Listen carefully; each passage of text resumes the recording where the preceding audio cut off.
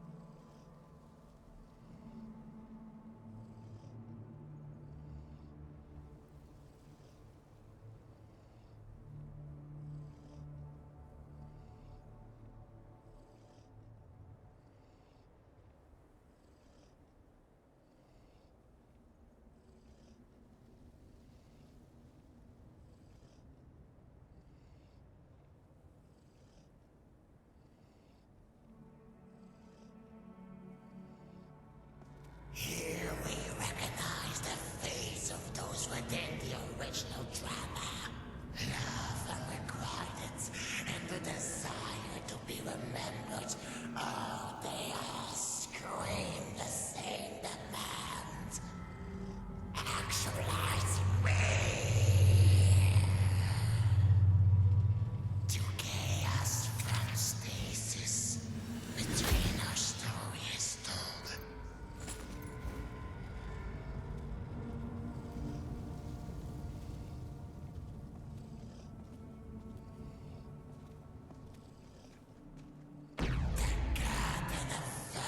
Revealing the ever-still.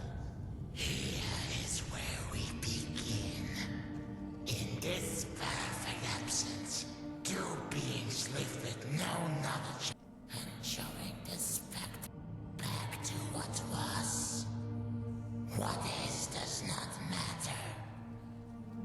Hope that you see the strings that make us dance. Hope that you find an answer. Return and dream again.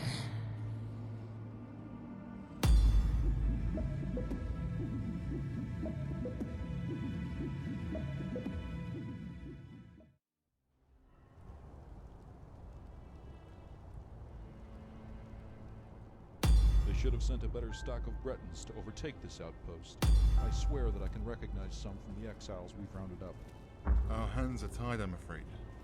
We've got another mess to deal with in Skyrim, so the Bretons will have to fend for themselves. Let's hope they're sensible enough not to have this kingdom descend into barbarism on our departure. Don't hold your breath. It's a fool's hope. The time for our departure seems quite tentative. Do we have any confirmation for our release?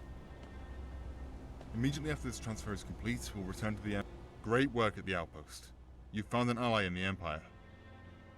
Huh? What back door did you enter through? Must be a master of stealth as well as battle. As for what we're talking about, just making plans for transferring the garrisons over to the Bretons.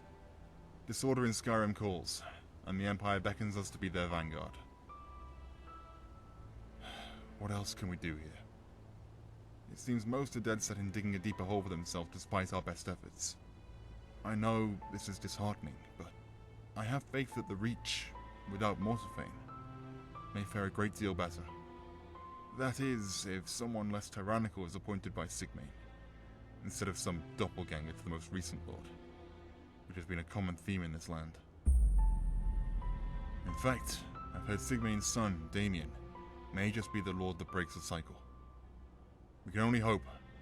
Such a merciful and boisterous leader may bring those sad sods out of their depressive stupor. Word is he's soon to give a speech to the people in Ravenspring.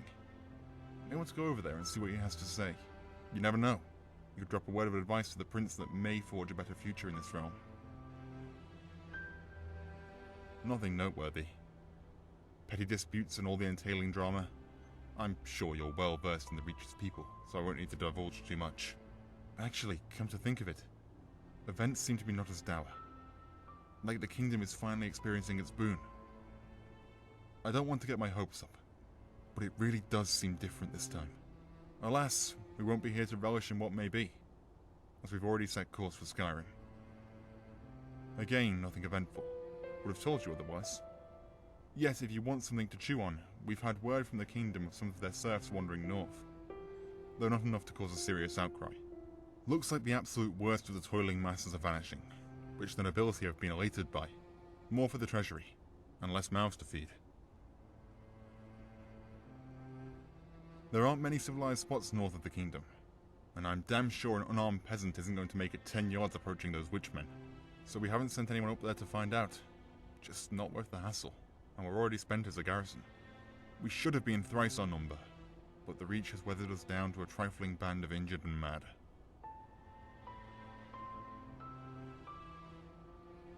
We should, but my business has ceased here. You'll need to direct those concerns to the Bretons, as you know. The serfs should be their immediate concern. Imagine a kingdom without their serfs. Evermore especially would collapse in an instant. If you hear any of the downtrodden rambling the same as those witchmen, then that will be a major cause for concern. Until then, however, enjoy these somewhat peaceful days we've been graced with. That would be a man named Visa. He has a residence within the capital itself. He's not one to hear out every petty request, so make sure any appointment you have with him is of utmost urgency. Speak Valet. for yourself. I've yearned for a good...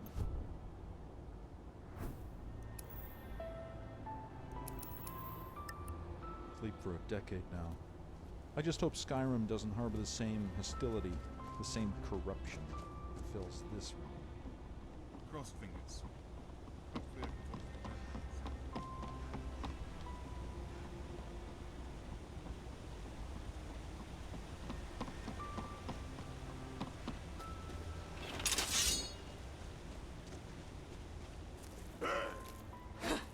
talk to It's nothing.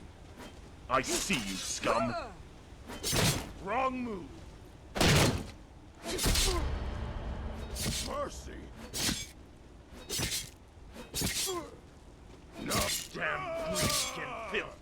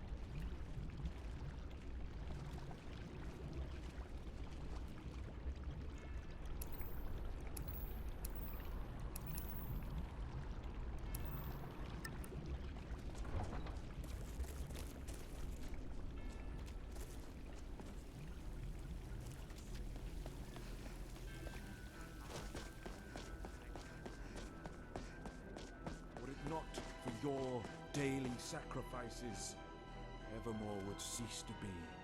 Not even that storm of death summoned by those of black hearts could sunder your resolve.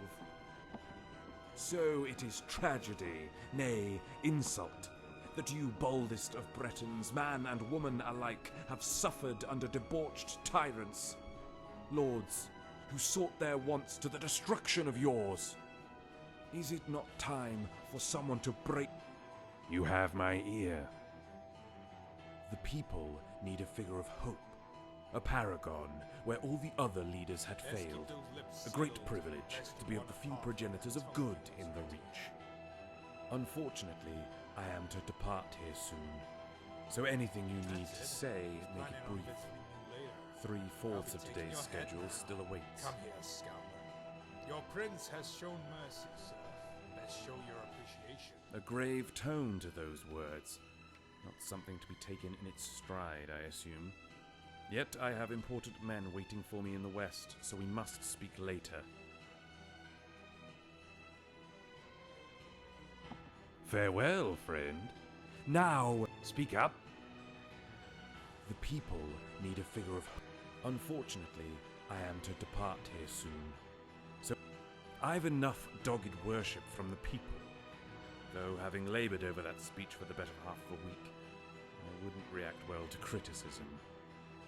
Now then, I must leave. Take care. Knight, Farewell, forgive friend. the interruption, Now, but I need it your is you attention who within are the temple. strong. You will be feared. Trust me, you will thank me for being so impatient. Please, within the temple. Hail evermore!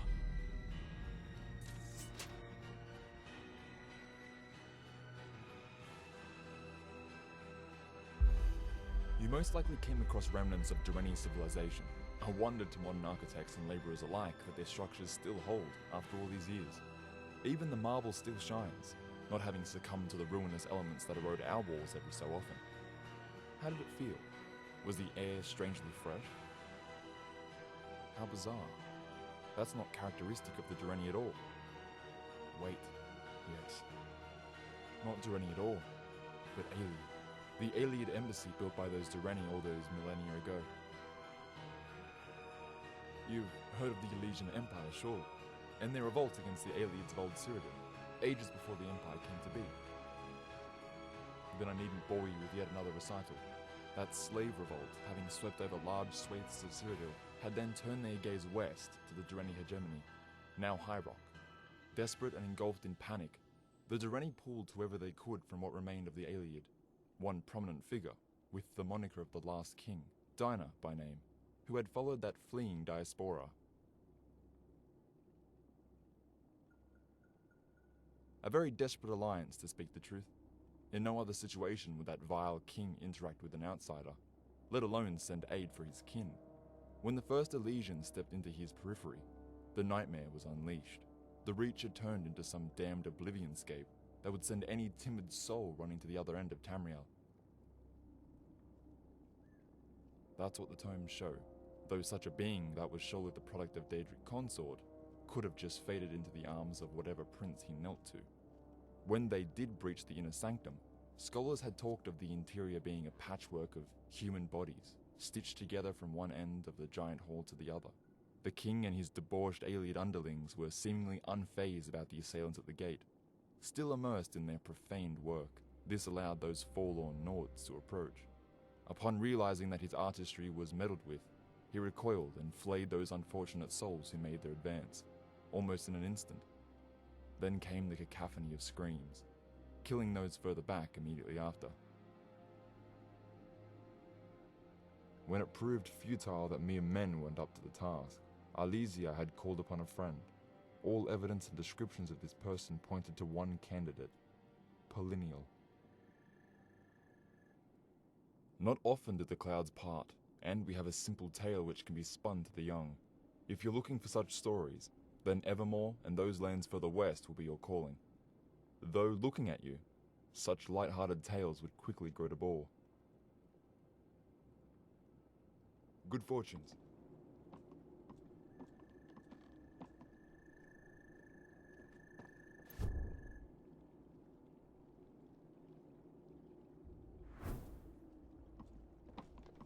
Speak up. Farewell, friend.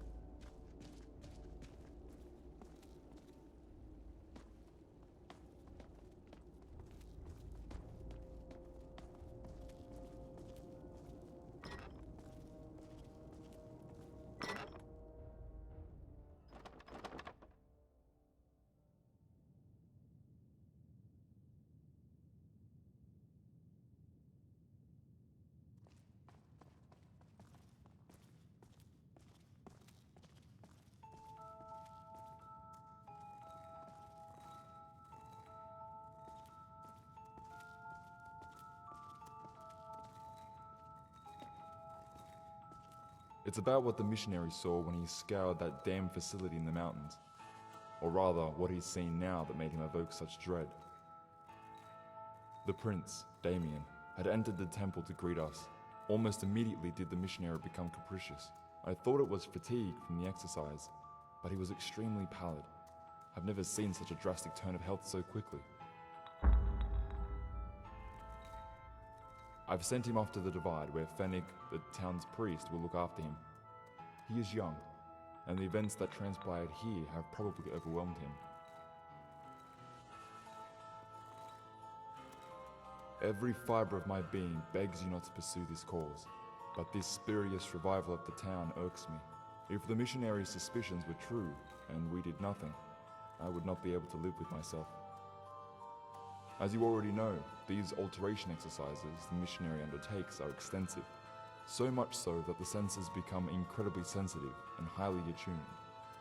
If whatever or whoever comes within close proximity during or immediately after, such as a day or two beyond the ritual, then a terrific psychic backlash can occur, which is what I think occurred here.